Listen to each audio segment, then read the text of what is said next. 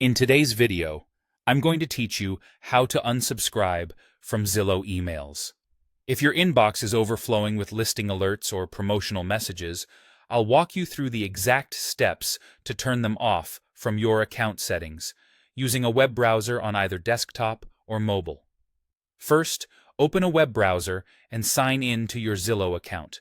You can do this on a computer or on your phone's browser. Make sure you're logged into the correct account that's receiving the emails. If you manage more than one email address, double-check which one the Zillow emails are going to so you sign in accordingly. Once you're signed in, look for your profile icon. On desktop, it's typically in the upper right corner of the page. On mobile browsers, you may see it in a menu. Click your profile icon, then choose Account Settings. Inside Account Settings, find and select Subscriptions. This is the central place where Zillow lets you manage what emails you receive. The page may list different types of notifications tied to your activity, such as updates on saved homes or general marketing messages. On the Subscriptions page, you have two choices. If you want to stop everything at once, look for the option near the top labeled Turn Off All Notifications and select it.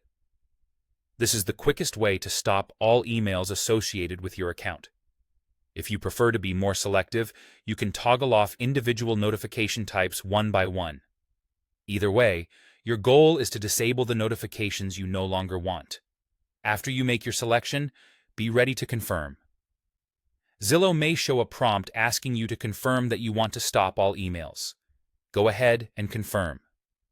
This step makes sure you really intend to unsubscribe from those messages. Once confirmed, your changes should take effect. In many cases, updates apply right away, though it's normal for a few previously scheduled emails to trickle in for a short time. That's it. You've turned off Zillow emails from your account settings.